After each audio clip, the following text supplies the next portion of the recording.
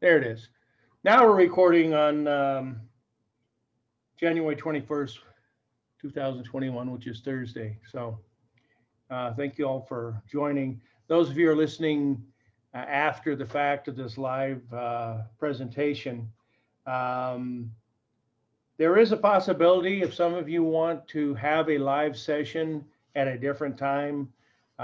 Several of you folks are working at this hour. So if you guys want to text me, email me, and maybe we can find a time, I don't know, late in the afternoon or even in the early morning, or I mean, early evening. Um, we can meet with you if you want a live session.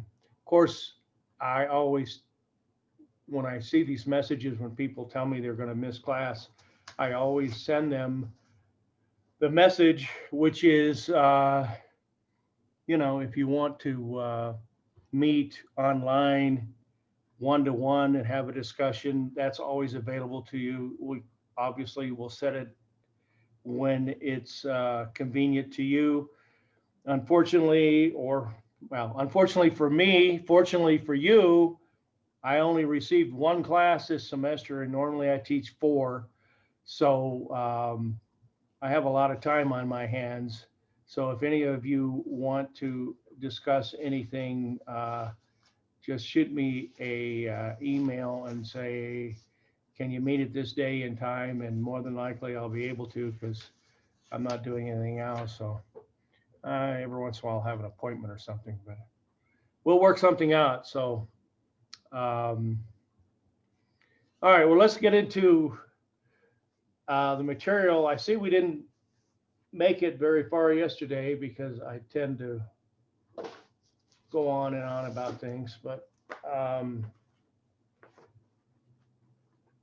let's start out with the obvious question, which is if you've been working, and hopefully you have been, on the study guide, do any of you have any questions about any of those questions that you were unclear as to what the answer is?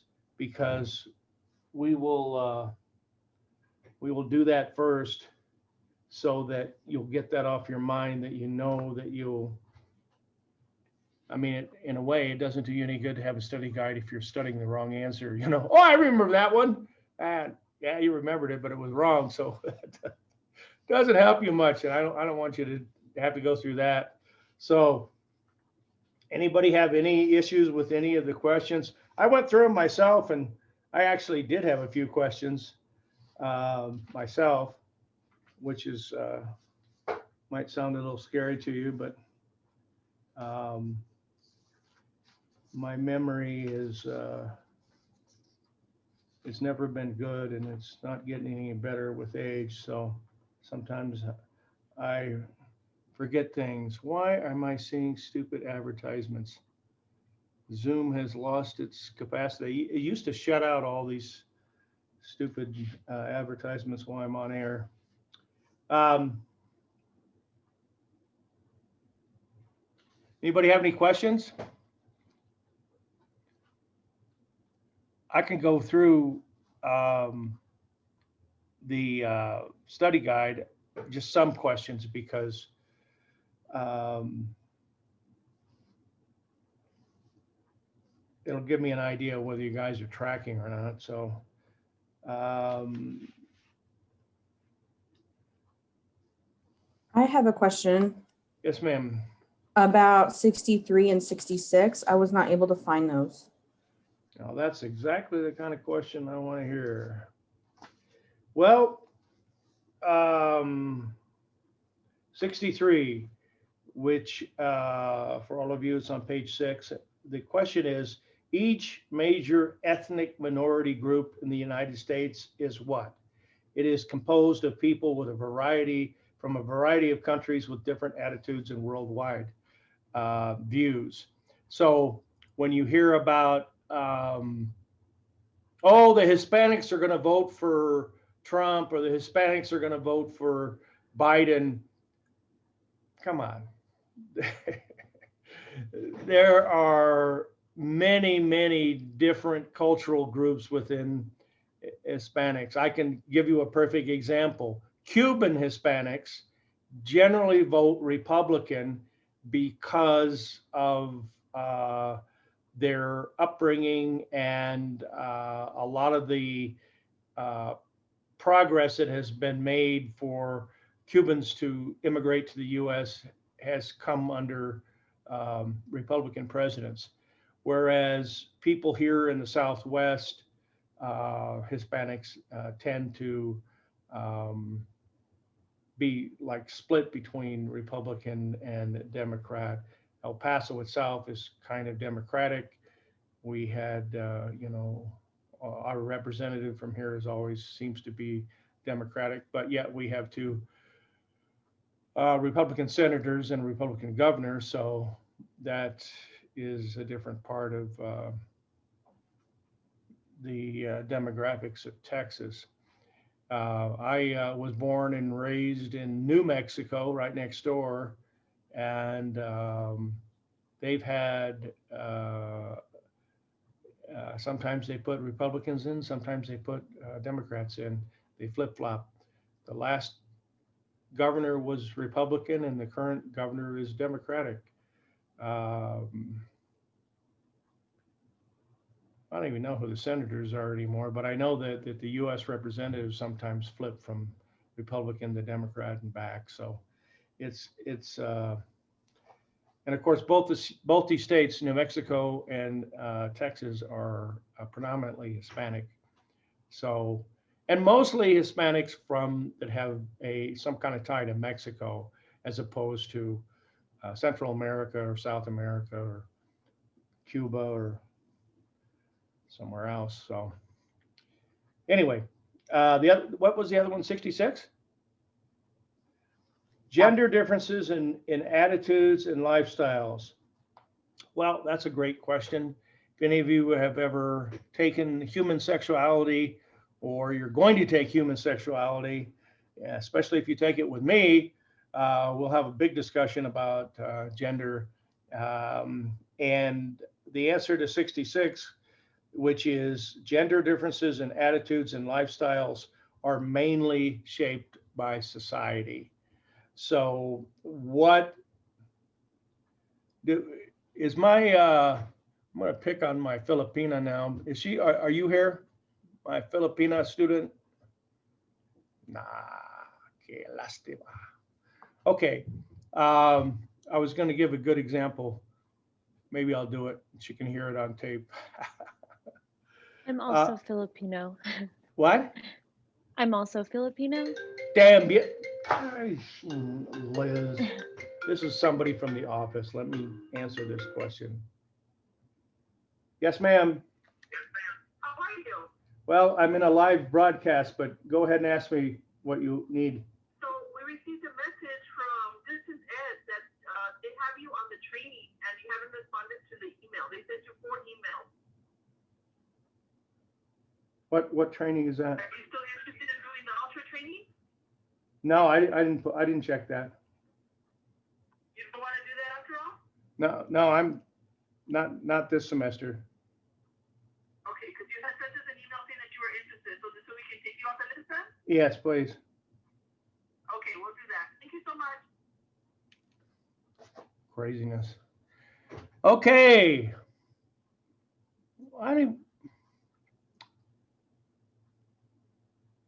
Who am I talking to? I don't even see your name up here.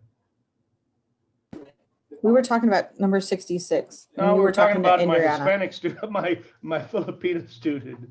66 is B, mainly shaped by society. But what happened to my? Who is it? Is it Adriana?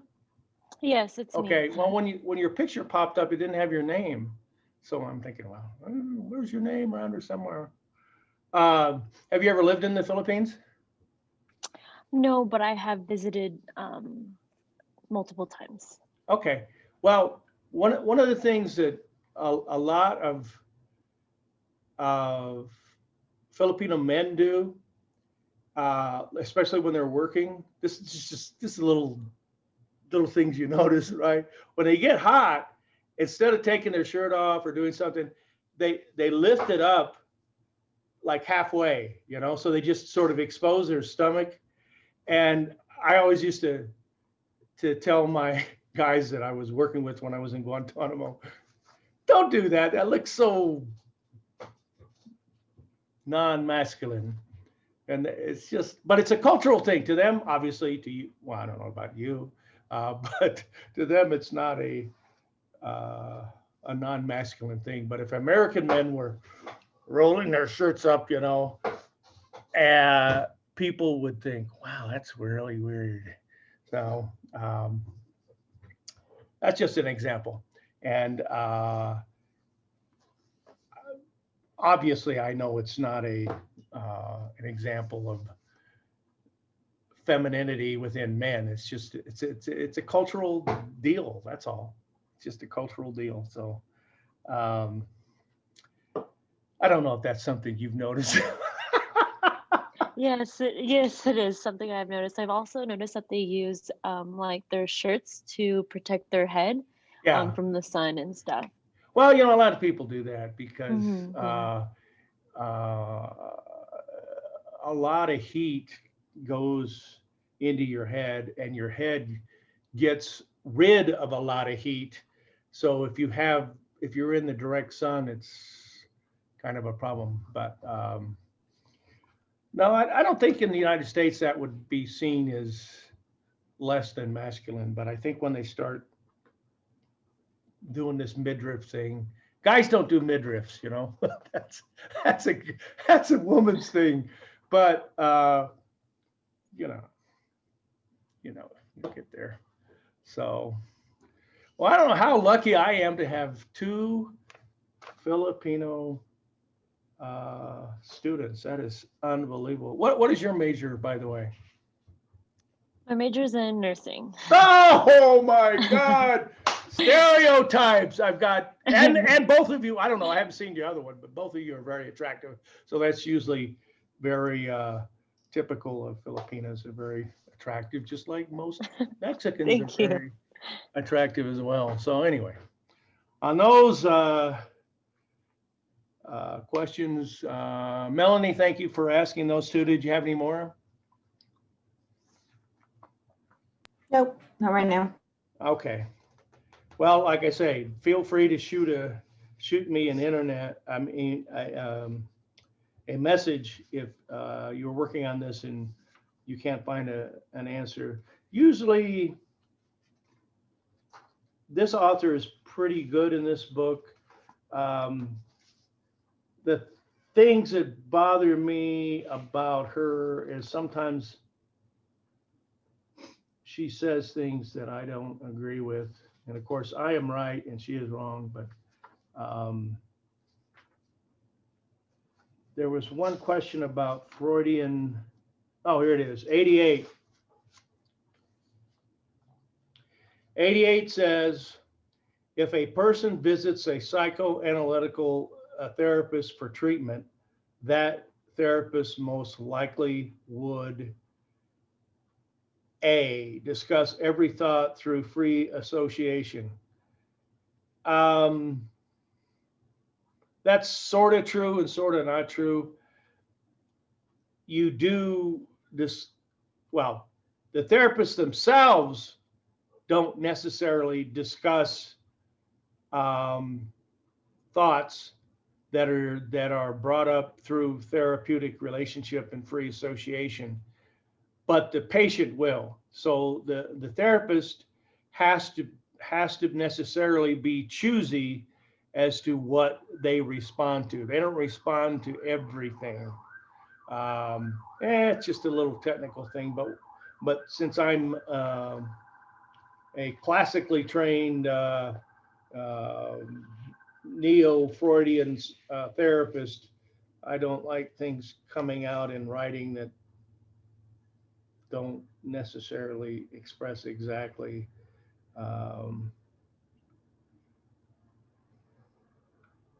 And here's another one that I have a problem with, 97. Anybody have a problem with 97? Well, let me ask you, What answer did you get? And let's see whether it agrees with the book.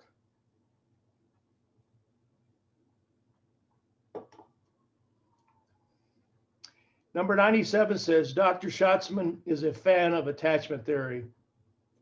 Which statement is he least likely to make? Anybody get an answer for that one? The correct answer is D. It's unhealthy to get too attached to people. That is an incorrect statement. An attachment theorist would not ever say that. But then if you look at B, the attachment response is biologically programmed to come out when babies start to walk. Wrong, wrong. So 97 could be B or D. So that is an example of a poorly designed question. So I would not ask that question on a test, because some of you could say, hey, wait a minute, attachment happens from day one. And we all agree, those of us who believe in attachment theory, we all agree that the first 2 years are the most important in forming the attachment relationship. Okay, we got that. That's nothing to do with when a baby starts to walk. That's just crap. And then obviously D, it's unhealthy to get too attached, is crap too. So both of those are crap questions, which are, now, if they're trying to say least likely, like D is more untrue than B, I guess you could make that argument, but that's pretty stupid. Since I only give you 20 questions, you can trust me. I will go through them very clearly to make sure they don't have any of these gray areas, because sometimes, well, here's what usually happens on these books. The author writes the book and the publisher sends out a message that says, hey, would any of you like to work for us and create a test bank for Belsky's new book? And then some professor somewhere will sign up and they'll create these questions. So I don't blame it really on the author. I blame it on the unnamed contractual worker that was working for Macmillan Publishing Company that got the contract to design these questions. So I blame it on them. But that's why it's really important for me to know from you that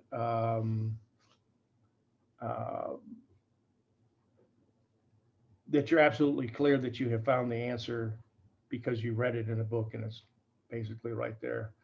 Because you could easily get confused when questions are not worded very well. So that's one of them. Okay. Well, let's talk about a few topics that are brought up in chapter 1. One of them is this idea of individualistic societies versus cultural based societies, community based. I'm not sure what term they use. Collectivists. In this book, they use the term collectivist cultures.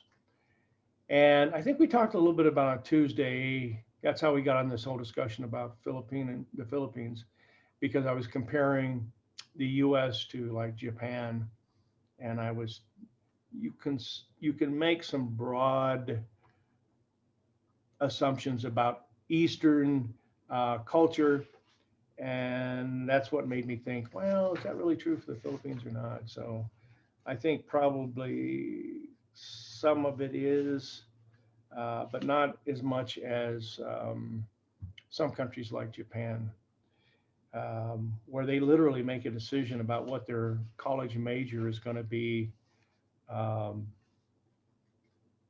based on what community and national needs are, which we would never do that. Now, we might do it because we want to go into a job that pays well and it's going to be available when we graduate. But that's not society saying you should go into engineering because we need more engineers, or you should go into computer programming because we need more computer programming. So that's what you should do.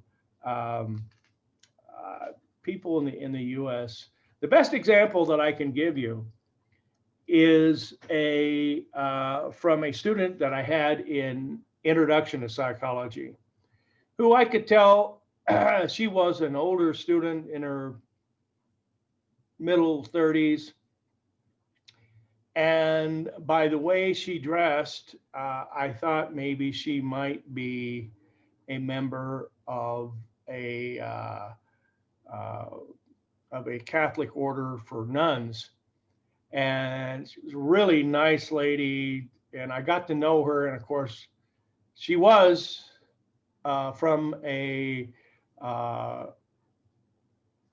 convent in Juarez. And I said to her, I found out she was a nursing major. And I said, what? I mean, you've already committed yourself to a profession that is lending aid and comfort to other people. That's the purpose of your profession. I said, what made you think about going into nursing? And she said, well, in our covenant, we have a fair amount of older women who no longer are in the business of practicing their work as a nun, but we take care of our own. So our retirement system is based on us taking care of our fellow sisters. And one day we were sitting around just having a big discussion, and somebody said, you know what we really need? We need somebody from the medical profession to be in our group here, because so many of us are getting older and we have to take medications, and we have illnesses and stuff. Rather than having to jump up and run to the clinic and see a doctor, a lot of stuff could be done here, especially because we obviously do long-term care, by a nurse who has the skills and training and licensure to be able to give injections and pass along drugs and have a pretty good idea about what's going on. And so she said, well, we just sat around one day and somebody said, this is what we ought to do. And I said, okay, I'll do it. So here's a person who made a decision to become a nun because of her own personal relationship with God. And then when she got into this group of nuns, she listened to what their needs were, and she rose to the occasion to become a nurse because it would help her fellow sisters.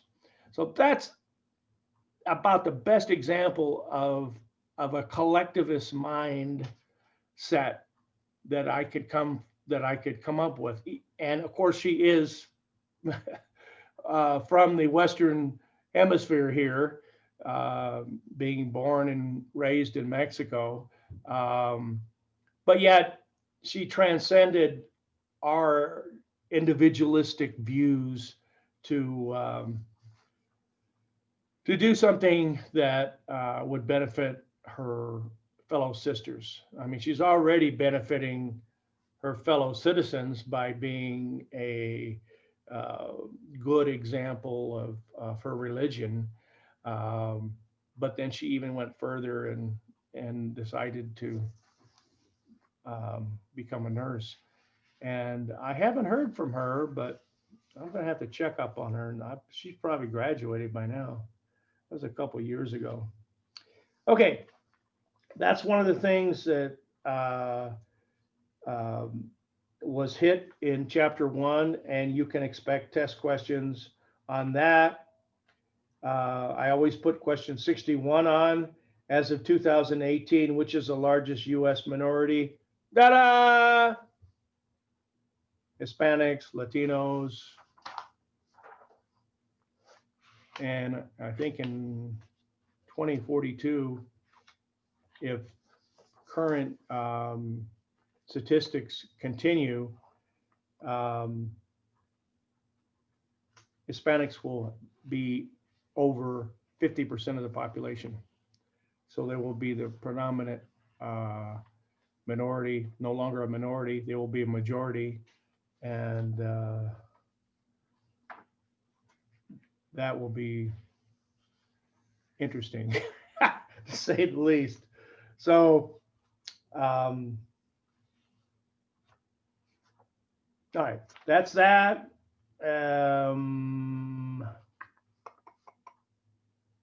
Yeah, matter of fact, that's question 62. Population projections in the U.S. suggests that by 2042, the majority race in the U.S. will be Hispanics, Latinos.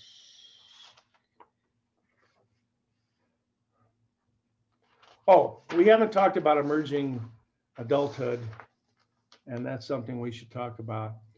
You have a handout from Eric Erickson, which has all the different levels of development based on his the way he broke things down. And in the copy that I gave you, emerging adulthood is in that group, even though Erickson did not come up with emerging adulthood. I did, because under Erickson, not me personally, but I put it in his sample of stages of development, because under him, he called young adults people between the age of 18 and 40. Now, think about that for a minute. Do you think, none of you, at least the ones I can see in this picture, are anywhere close to 40, but do you really I'm think? 37. You're not even close. Well, but you might be a good example. Do you really think today that you have the same thoughts and feelings that you did when you were 18 or 19? Oh, come on. That's a no-brainer. And for those of you who are 18 or 19 or 20, guess what? Newsflash, you are not going to think the way you do today when you're in your 40s. So when I'm at work, I work with 20-year-olds, and I'm like, oh, he's so young, just because it's like this concept that I know that they have no clue what's in front of them, and their choices they make today could affect the choices they make in the future. Absolutely.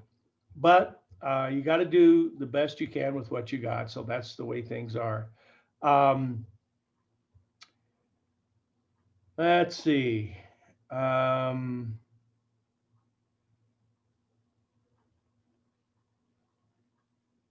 In the 1980s, a guy, a psychologist who actually happened to end up being the president of the American Psychological Association, the APA,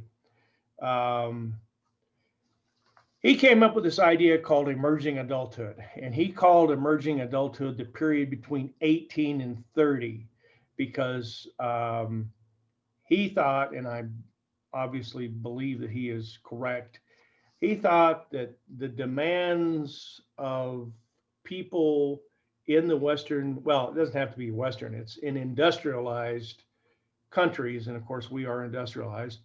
In industrialized countries, life has become more challenging, and the demands of our society are different now than they were 20 or 40 or 50 years ago. So if you look at the statistics, I know recently UTEP which might scare you when I tell you this.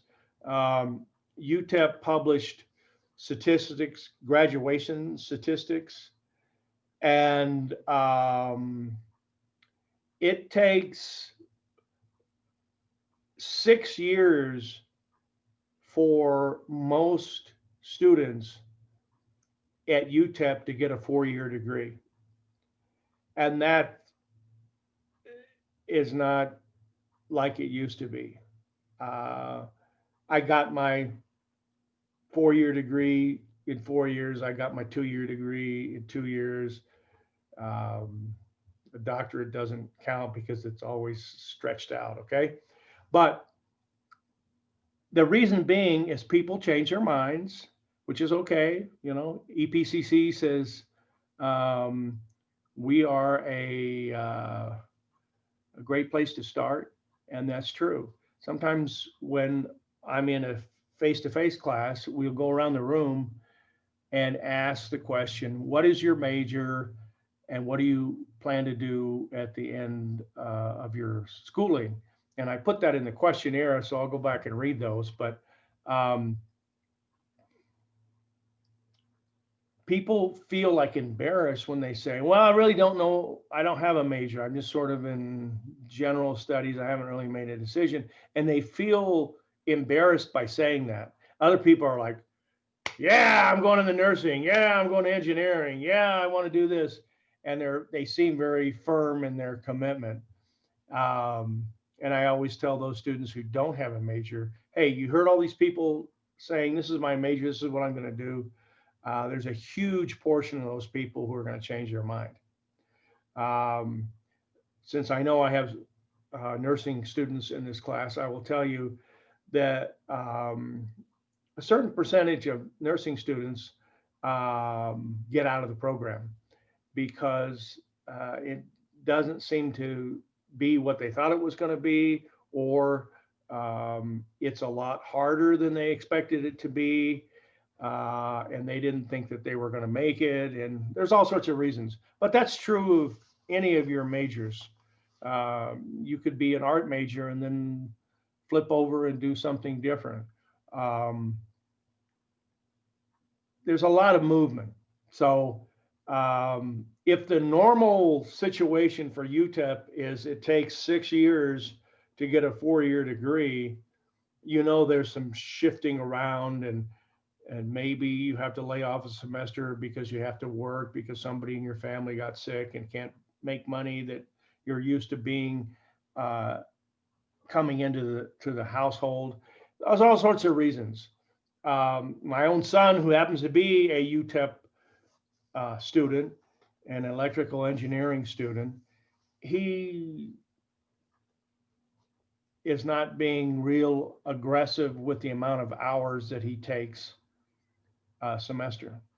But my feeling about that is, as it would be for you, you have an idea of what you can handle and what you can't handle. Some of the reasons people don't do well in the program they've decided is because they try to take on too much. And then they get burned out or they get mad or angry or whatever. And that's not good either. So you sort of have to be flexible in how many hours you take a semester and then what kinds of classes. A simple human growth and development class with Mr. Neal is, well, that's easy. You don't have to worry about that. But something else, it might be a little more challenging. And you don't, of course, sometimes you don't know these things until you get in the class too. So anyway, there's a lot of reasons for that. Another concept that the author talks about is what has changed with older aged people. And one of the big things that has changed, of course, is their health. So when people talk about being old people that are, beyond retirement, normal retirement at 65 or something, 20 years ago, most of those folks would literally retire and not work. now because, of course, some economic issues, but also health issues. Um, People in the ages between 65 and 80 are in a lot better physical health shape than they ever have been in the history of the world. So therefore, we have more um, people who are continuing to work, who are they might be 75. I have a friend of mine who is like 78, and he is an anesthesiologist, and he's still working. He's got multi-millions of dollars in the bank. He does not have to work, but he does work.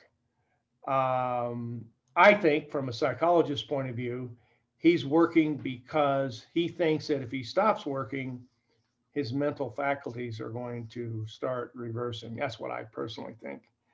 But he certainly doesn't have to work. He actually lives, he moved with his wife over to Arizona. He has a big retirement home in Arizona, and he drives from there to El Paso here. He's got a condo in Santa Teresa, and he works 5 days a week, and then he gets off Friday and takes off and goes back home to his wife, or sometimes his wife comes here. So you think, wow, come on, man, you're 78 years old. You got. He told me how much money he had in the bank, though. He certainly doesn't need to work, but he has his own drive to do what he has to do. So the 60 to 75 group is sort of the new 55 to 65 group. And people are not considered old until they're like in their 80s. And then after they're in their 80s, their health problems are usually catching up with them. So that's a big difference. They call them the young old and the old old. The old old is 80 and above. The young old, I guess, is 65 and up.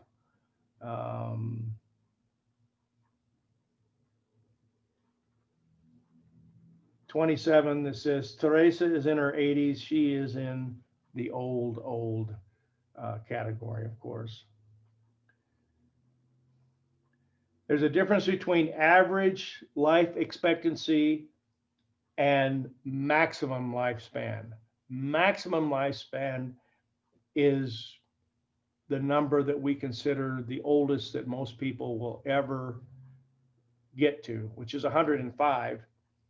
And the average life expectancy, which is, when it says average, the average life expectancy, which is question 28, it's the medium, it's in the middle. 50% of the population is dead by the time they get to their average life expectancy, and then 50% of the population lives beyond that age. So whatever that age is, I was showing you in that little graph where in the late 1800s, people were only living to be 40. Nobody lived to be 50, or, well, I shouldn't say nobody. Well, I can't remember what it was. I was getting confused about whether it was a average life expectancy. I think that's what the graph was, an average life expectancy. So half the population in 1880 or 1890 didn't make it to 40, 45 years old, and only half went on. And then, of course, they don't give you the maximum age, but probably the maximum age then was more like in the 60s. So obviously, that's not the case now. That's why, people were getting married when they were 12 and 13, which sounds a little strange in our country. So a good question to remind you of that is question 30. Which of the following is true of the 20th century life expectancy revolution? Answer A, it was caused by public health improvements and medical advances. The public health has to do with controlling diseases like our wonderful COVID-19 that's attacking us, but also other things that we've already taken under control because of advances in our medical responses to things like polio and malaria and things that people used to die from. Nobody should die from that. I read one time where somewhere in some third world country that polio was making a comeback. Well, we don't have time to get into a big discussion about vaccines, but the polio vaccine basically wiped out polio throughout the entire world. And we didn't have people getting polio at all, certainly not in the United States, but even in third world countries, because those people are getting immunized as well. But it's just like sexually transmitting diseases, those are all treatable with few exceptions. And you can get close to like wiping them out, but you don't get there with wiping them out because not everybody's practicing good public health issues. And then on the regular medical health issues, we have made such tremendous advancements.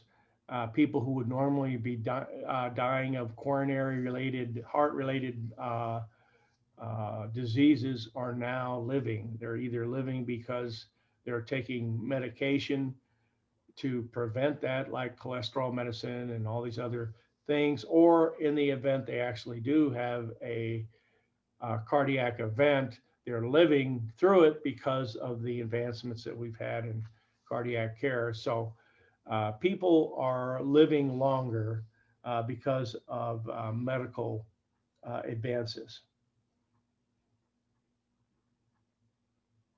I'm looking at question 33. Deaths with heart disease are much more common today than a century ago because people are what? Living much longer. Well, I thought you said we're getting better with health, with heart disease. We are.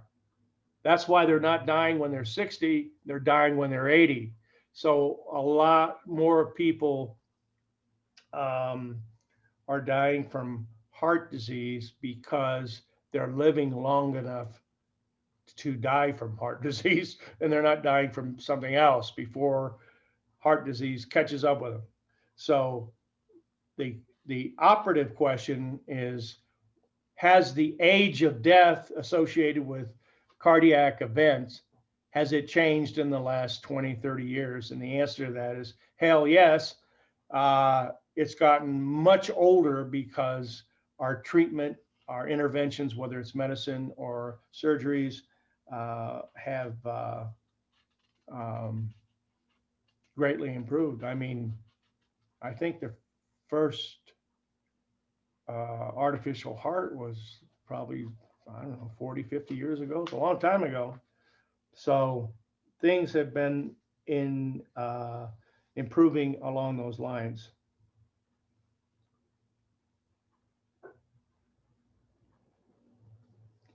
The book mentions things about the 60s and how the 60s changed. 60s changed social society big time.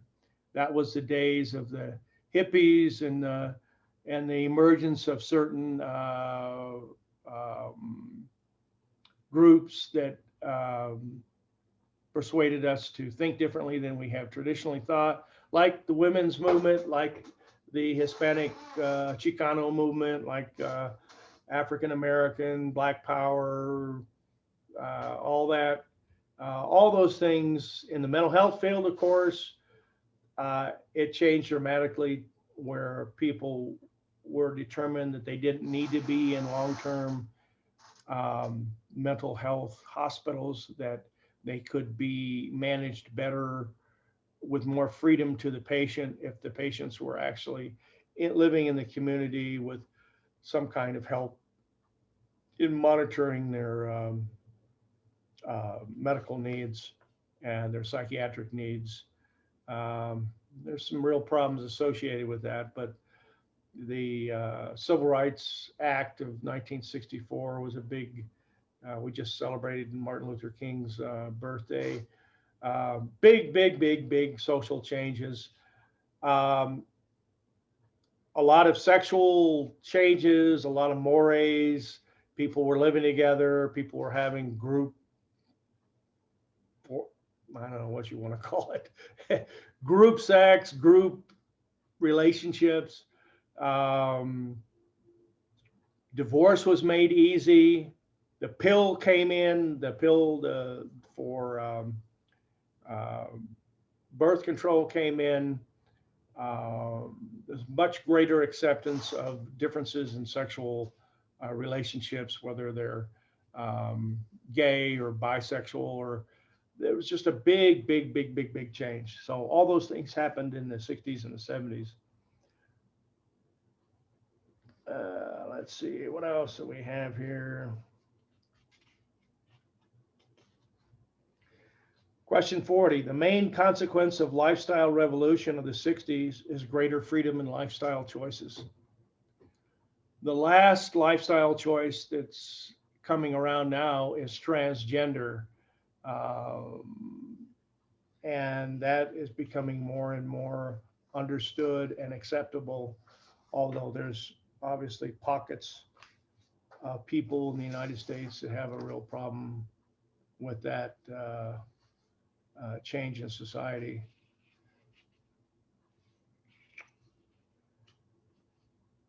Oh, there's a couple questions about income inequity.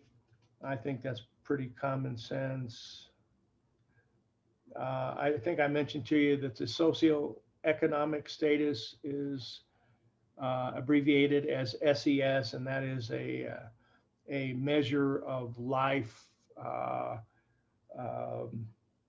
in the, well, it doesn't have to be in the United States, but it's a quality of life measure, SES. There's a question about collectivist, individualist, independence.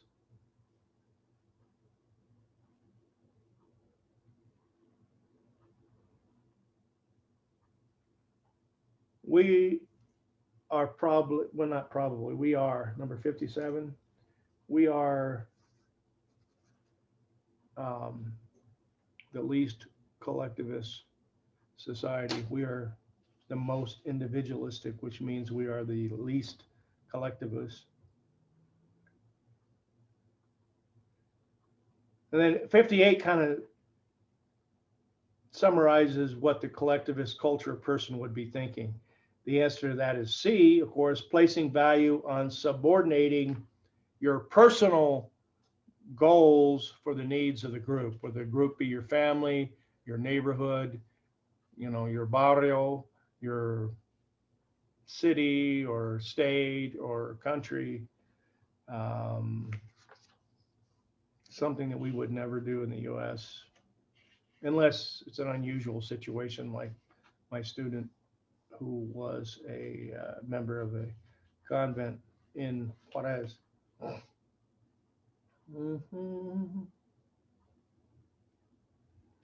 Okay, how are we doing for time? Okay, we're doing pretty good. Behavioralism, if you have not had intro, you probably have never heard of behavioralism. The thing you need to know about behavioralism is it's all about what reinforcers are in the world that make you do what you do. So behavioralism believes that you do things that you want to do because there are reinforcers. Reinforcers are defined as something that tends to make you act or think in a certain way that's pleasant. So if you smile a lot, speaking of cultures, I don't know how many of you have spent some time in Mexico, but I think it's reasonable to say that if you went to a town, a city like Chihuahua, which I used to spend a lot of time in Chihuahua, um, every time you go into a store um, of any sort, whether they're selling ice cream or clothes, they'll always give you the greeting of the day every single time without exception. And it's just a habit that they do. And you will learn, of course, if you smile and say, buenos dias or good morning or whatever to people, it generally comes back to you in a positive way. When you are visiting somebody house and you first come to the house, you'll be greeted by whoever answers the door. And generally there's an expectation that if there's 8 people in the house, that you will go around personally and give them the salutation of the moment or say hello or whatever. But it's just it's a custom that that many Mexican families believe in and practice, and it's a way of starting off your visit at your friend's house or some other place. It's a way of starting out on a very good, positive. Yeah, I'm manner. from Mexico, so every time. Sorry? Explain it. Explain. Yeah, I'm from Mexico, so every time we go to a place, like we say hi to everyone, but like with a kiss in the cheek. Right. The air kiss. The Yeah. air kiss. Yeah, but to everyone. And when I moved here and I start like meeting people, they don't do that. So they don't hug when they see each other, or they just say hi. And I was really confused about it. Well, but you do. How long you been here? 6 months. Oh, wow. You're a newbie. Yeah, I mean, I was born here, but I was raised. I was raised in Mexico. Well, your English is excellent. Really? Oh, thank you. A lot of that goes on, and obviously, if you've only been here 6 months, you have not attended EPCC face to face. But when you get the chance to attend EPCC or UTEP, wherever you're going to go, well, I shouldn't say wherever you're going to go that's Southwestern based, you will see that everywhere. You will see another custom in Mexico is girls hold hands, moms hold hands with their girls, no matter how their kids 18 years old, they're still walking down the hall, walking down the street, holding hands with their mom.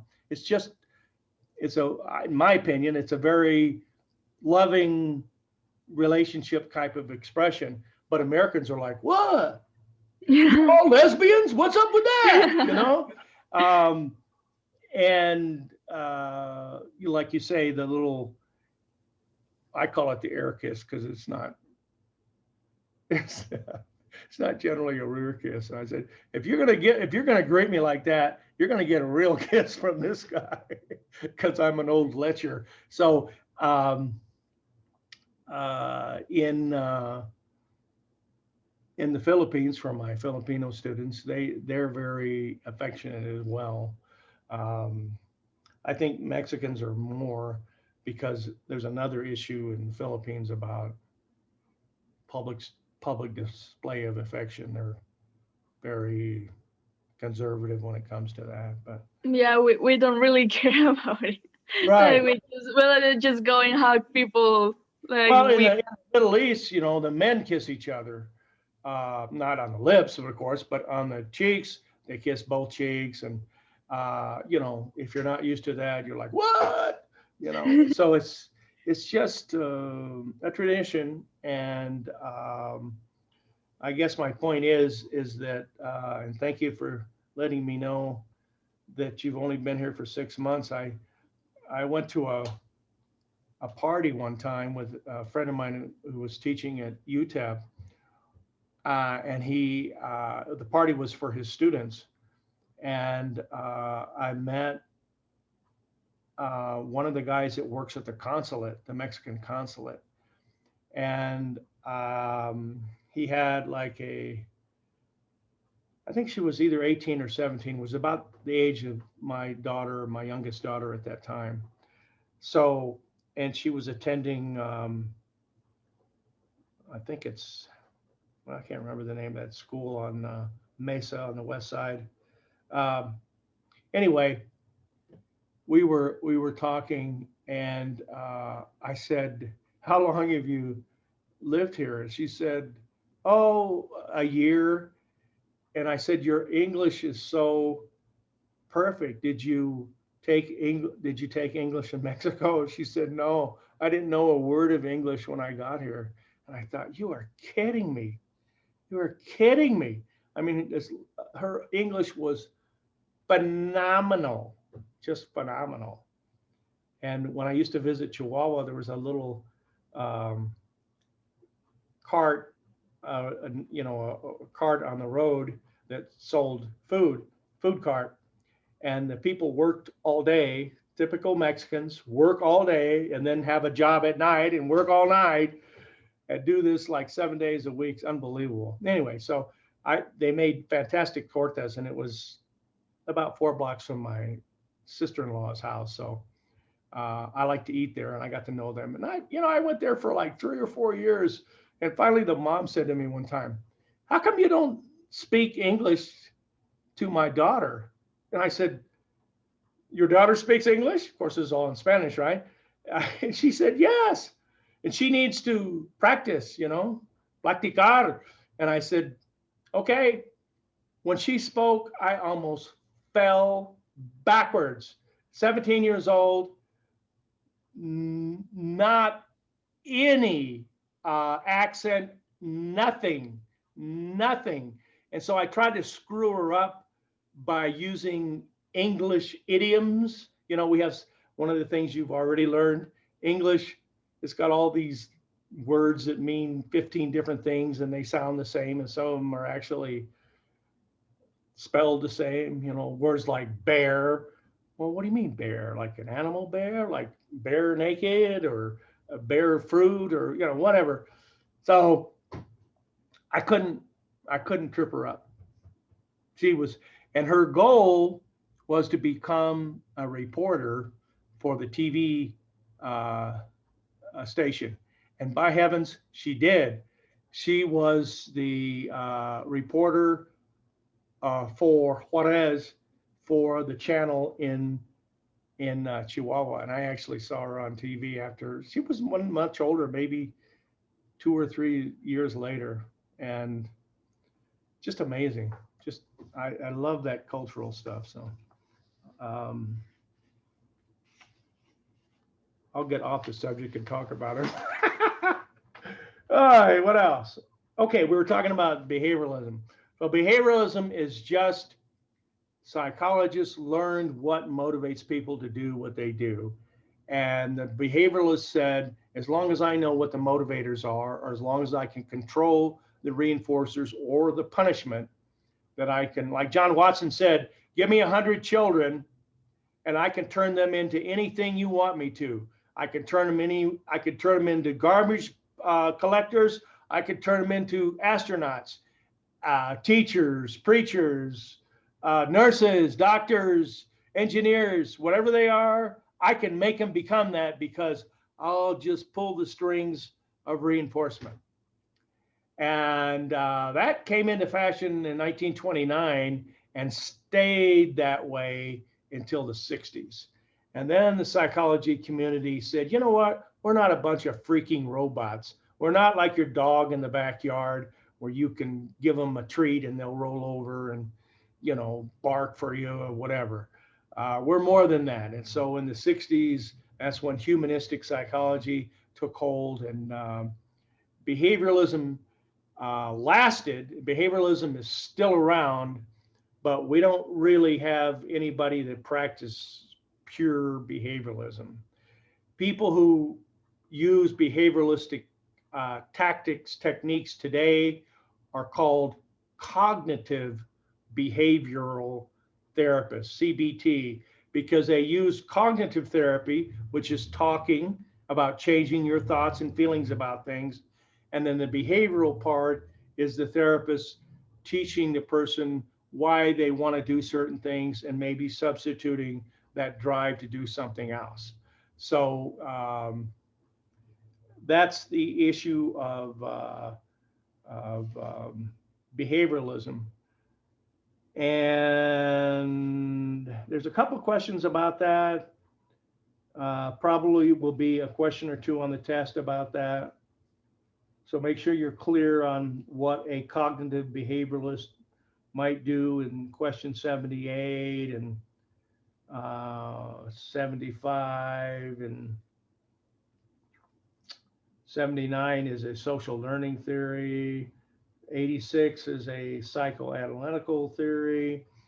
Now remember, in psychoanalytical, if it's about childhood, if the question has about childhood questions, unconscious desires, dream analysis, which is not on this one, but it might be on a future test, those are all psychoanalytical. Only Freudians and neo-Freudians talk about that. So that anytime you see a question like that,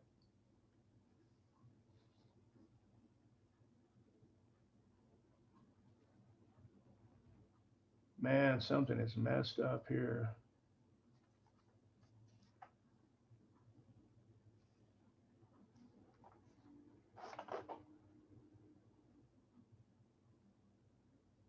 See, here's another question that I should have paid better attention to. Oh, never mind. There's two parts to it. 87. If a client visits a behavioral treatment for that therapist would discuss blank, blank being the reinforcers shaping our behavior, while if she sees a psychoanalytical therapist, that person would discuss early childhood experiences. So question 87, the answer is B, and you can see how behavioralism and psychoanalytical thinking are not related in any way. Behavioralists say, you know what, we don't care what you think. We don't care how your mom treated you. We don't care how your dad treated you. We don't care how your community acted when you were a kid. We don't give a damn about what you did as a kid. All we're interested in is today, what motivates you to smoke cigarettes? What motivates you to get into arguments with your spouse? And we'll change those reinforcers so that you don't get in fights with people because that's destructive, especially if you're in a relationship. Freud would take a look at the fact that you're arguing with your spouse is suggestive you had some power issues back when you were a child or growing up, and we need to look at those issues.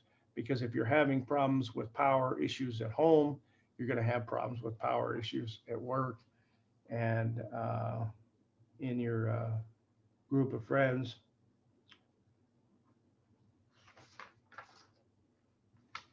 Okay. There's some questions at the very end here about attachment theory. Psychoanalysts really sort of began this concept of attachment theory. It became really popular in the 50s because of a couple of psychologists who were involved in that. And so there's, at the very end here, in the last page, there's a couple of questions on attachment theory. As I told you, 97 is not going to be on the test because it's stupid. It's almost a good question, but almost doesn't make it. 98 is, of course, is a attachment theory question. 99 is behavioral genetics. That's pretty simple. It's not that important. What's important for you to study, not so much on the test, because I don't think there's a single biopsychosocial question on it, but it's good that you understand the concept. Behind me, I have the Freudian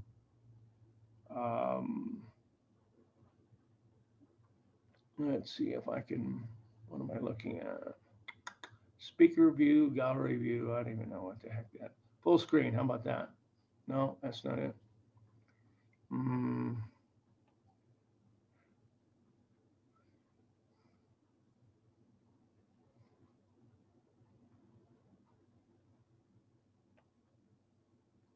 Are you seeing that as a background? Yes. Okay, it's kind of small. It's not really what I wanted to show you. Let's see if I can get this one to do it. Well, yes.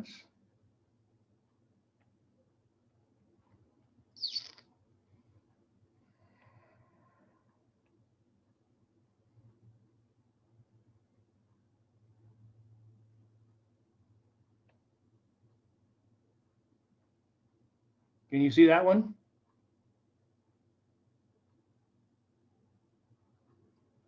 I guess not, huh?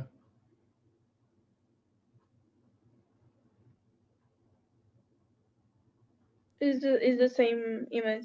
It's same, but it's bigger. You don't, yeah, I haven't quite mastered this way of doing this. Let me,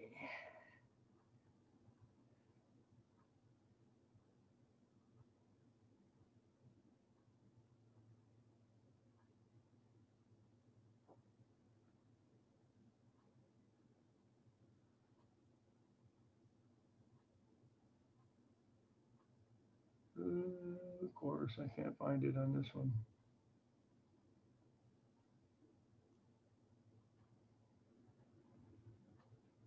You got to get better at this. Portion of a screen. No, that's not it.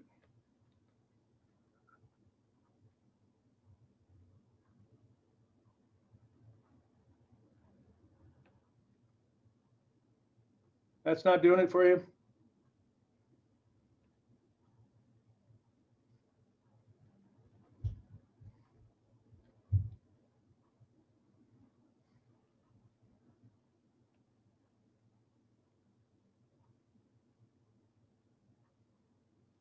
All right, can you see that? Is that in a big, can you see all that behind me? Yes, no? Yes. Okay, let me get the hell out of the way then.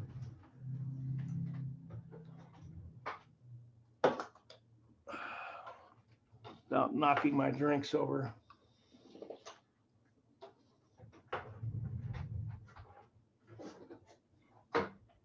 Okay.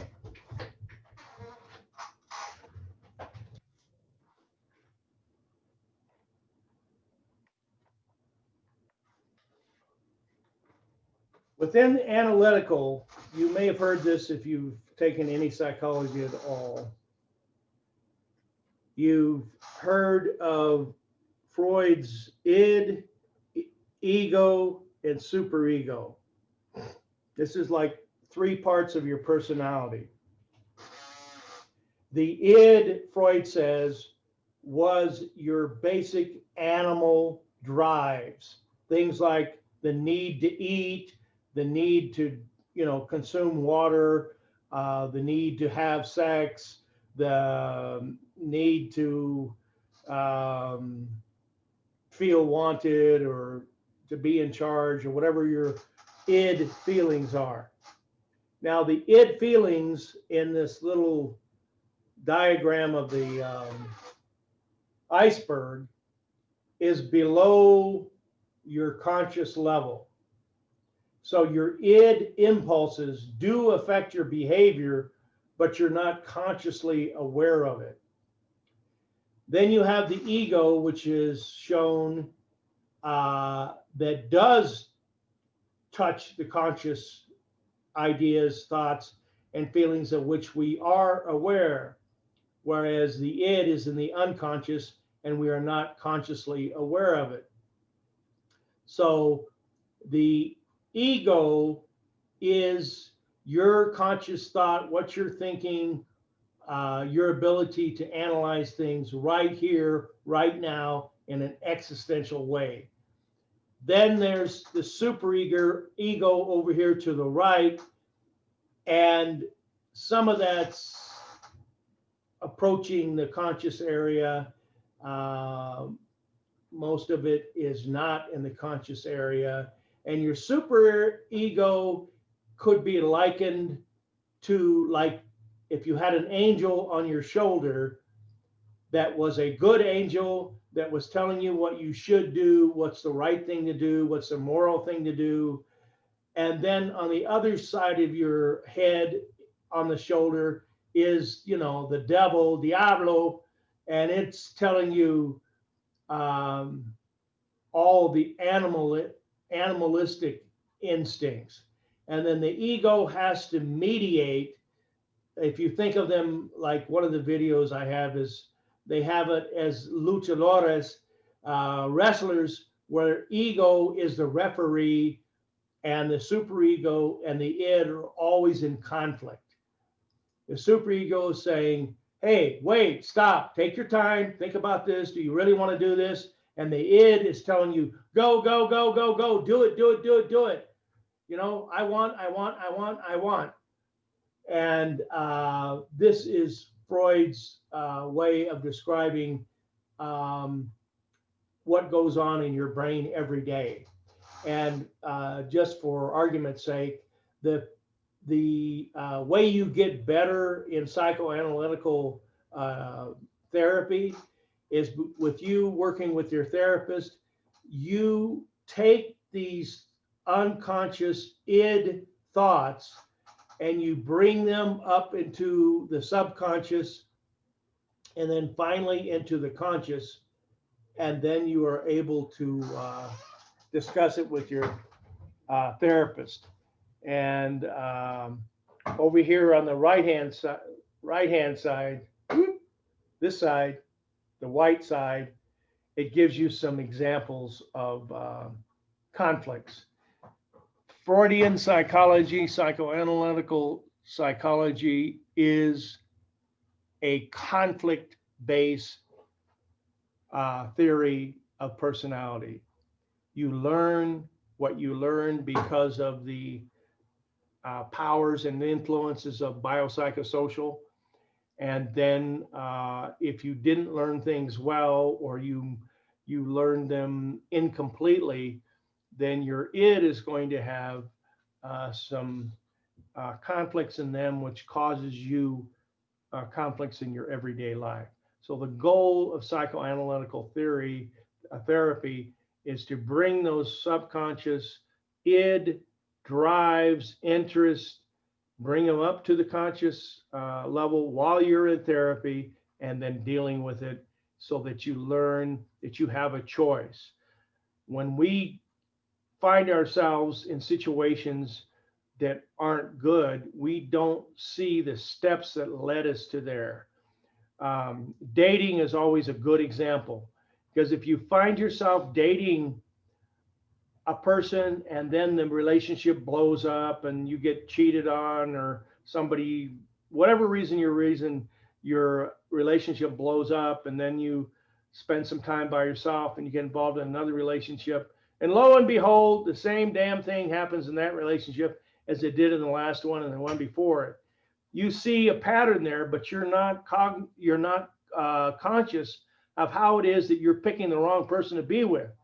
If you're in therapy, you can start talking about that, and then, you know, the light bulb goes off, like, you're right. Everybody I dated ends up in a big blow up, and then, you know, we're not together anymore. And I don't understand why I always pick the wrong guy or gal to be with.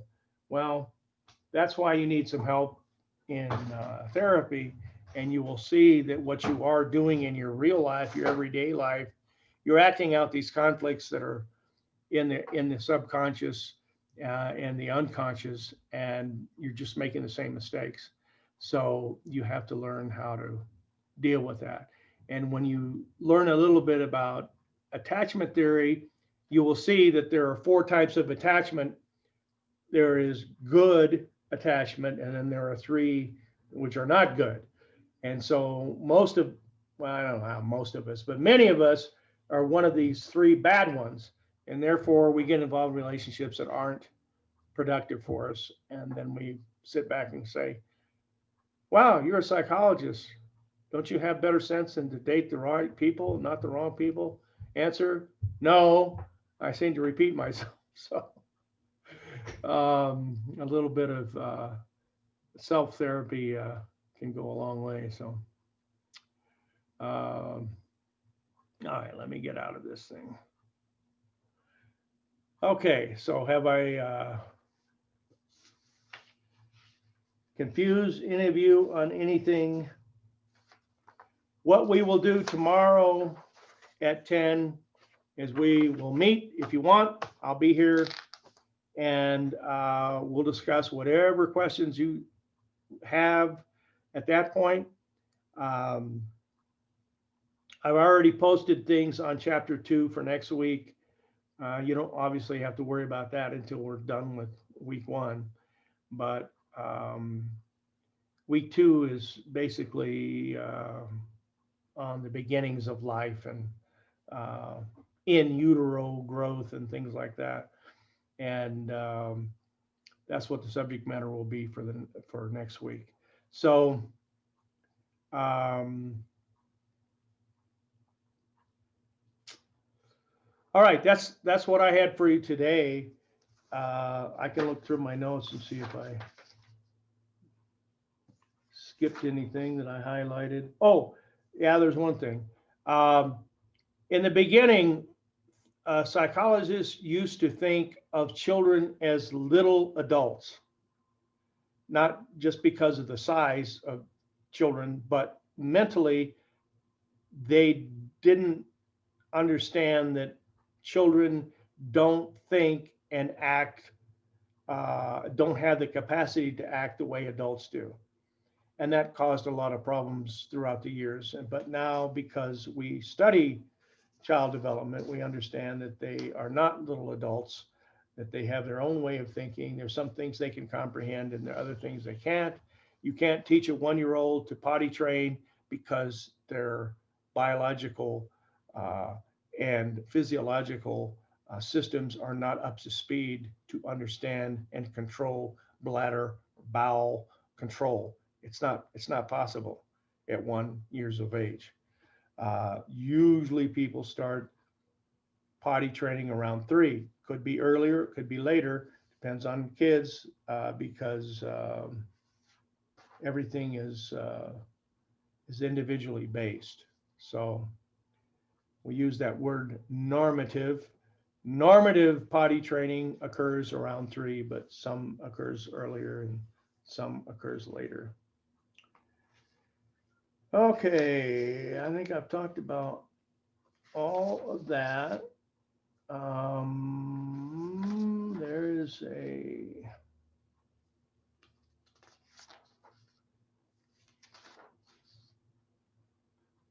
(1960s), the decade of protest. Yes, it did. Divorce became an acceptable alternative to living in an unfulfilling marriage. That had a profound effect on families as well as the birth control pills. I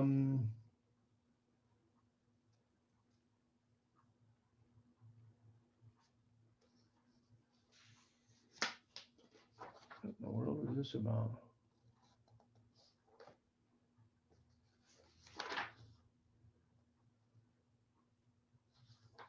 Oh.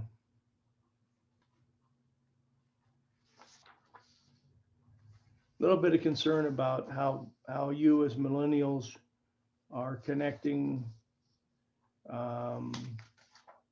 because of the advent of all of our social media, all those things. Well, surprisingly. Oh, I didn't highlight this for myself. Due to globalization, traditional collectivist cultures such as China and Japan now fully embrace individualistic Western individualistic society. So they are changing from their old cultural viewpoints.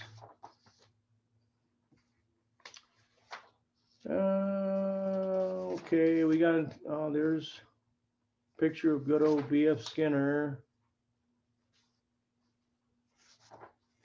Oh, it reminds me, I have a great little video for you. Let's see how quickly I can find it.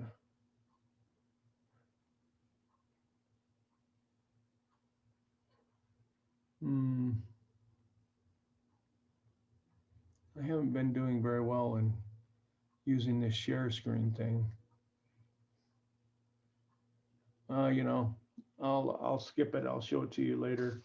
It's really funny. That's why I want to show it to you. But it's a good example of behavioralism gone astray.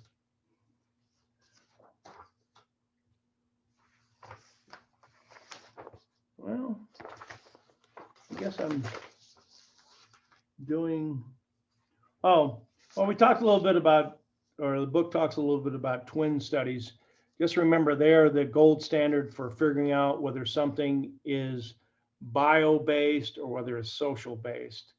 Because if you take identical twins at birth and separate them, which sometimes happens, and then you go back 20 years later and look at them, and you can look at their personalities, you can look at their intelligence and all these kinds of things. Grew up in a completely different household, completely different way of doing things. One thing you'll find out is their intelligence is going to be the same. They're going to have the same, to a large degree, a huge amount of common personality traits, but not everything.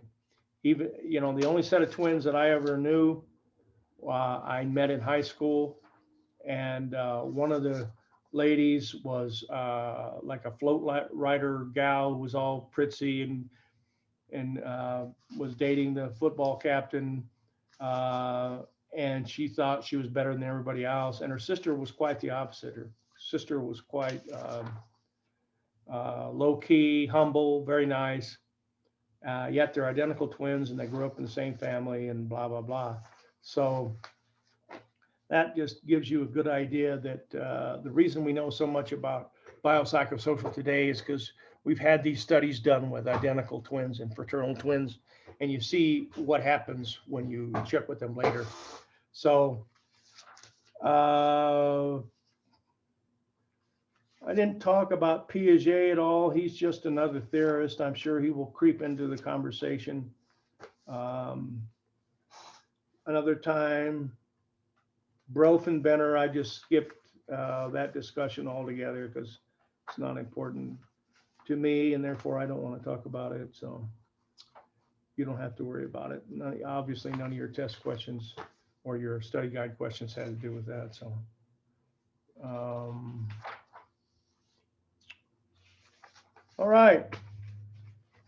Well, I think I covered about everything that I had highlighted and I wanted to talk about, so that's a good sign. Again, I'm here, I'm available, and if ever you guys want to do a study group, obviously if you want to do a study group with yourselves, you're welcome to do that. If you want my help in creating a Zoom session, I will do that for you.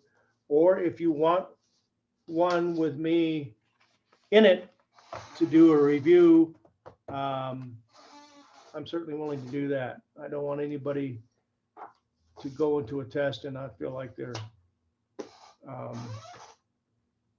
confident that they can do well on the test. Okay. So I appreciate you guys showing up, and next time I'll see you is tomorrow at 10. If you wish to attend, that'll just be sort of review, because sometimes after these initial things, people get serious about answering the questions on their study guide, and then they might have one. So anybody have any last questions or issues or anything else we want to talk about? Nobody having Blackboard issues?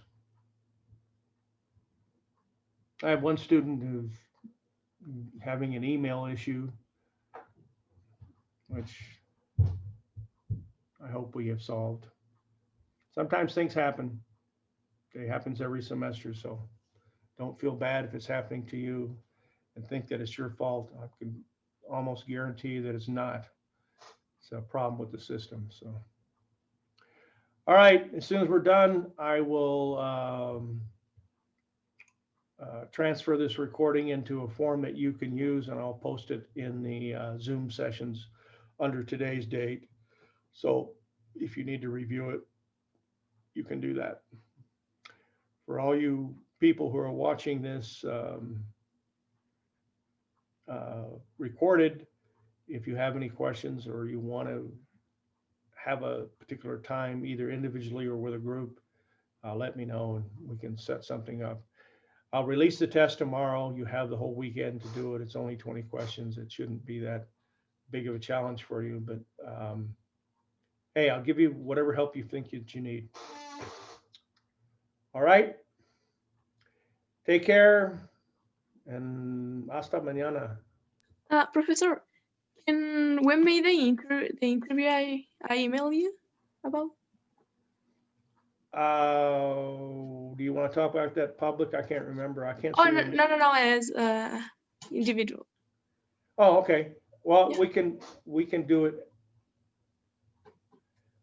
We can do it right now if you want. I mean, I'll close out the recording part and everybody will leave and then Yeah, that's great. you want to do that? Yeah. Okay. All right. Anybody else? Okay. Cuídate.